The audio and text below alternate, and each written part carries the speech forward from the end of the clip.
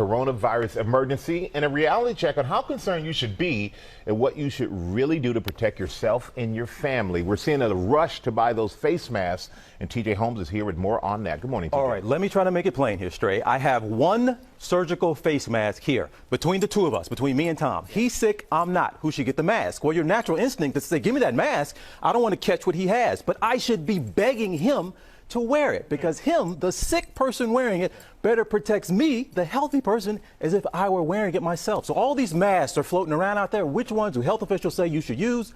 None of them.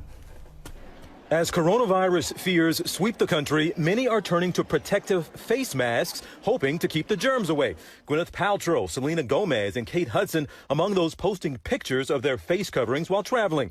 But not all masks are created equal, and the surgical face masks that many people are turning to for protection from coronavirus likely won't protect you, according to health officials. These types of masks instead are recommended for people who are already sick, because they're designed to prevent a person from spreading germs from sneezing and coughing. But there's another type of mask called an N95 or respirator mask, which the FDA says has a very efficient filtration, keeping out 95% of airborne particles. But health officials only recommend these for healthcare professionals who are in constant contact with sick patients. I think people see a mask and they see an illusion of protection, that if they put the mask on, it'll somehow block viruses from getting into their mouth or nose when they breathe.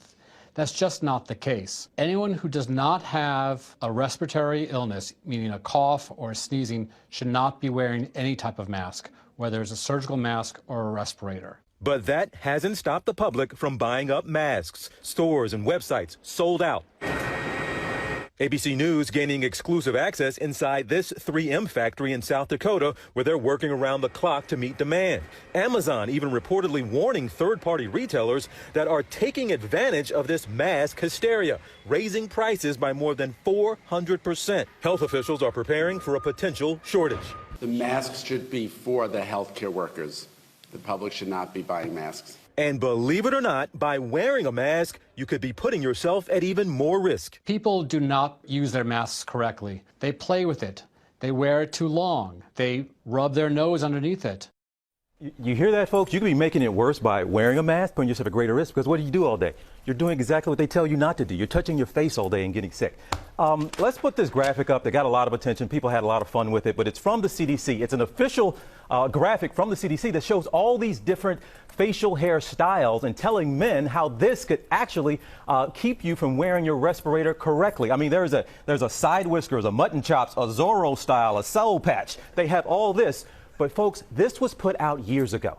This was not for coronavirus. It is for people who actually do work in industries where they need to wear respirators. So that's a serious graphic. It made the rounds. It kind of confused people, like, so we need to pay attention to this? But it does, Dr. Jen is going to speak to this, it does show the seriousness of this matter of wearing these masks the right way.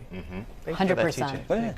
And Dr. Jim, welcome back. And we talked about how sick people should wear the mask, but outside of sick people, there are some others who should be wearing the mask, and who are they? Yeah, so we remember, and Robin, when you had your stem cell transplant, you know, if someone is a transplant patient, they have a weakened immune system, of course, that's going to be individual case-by-case basis, you know, to wear a mask.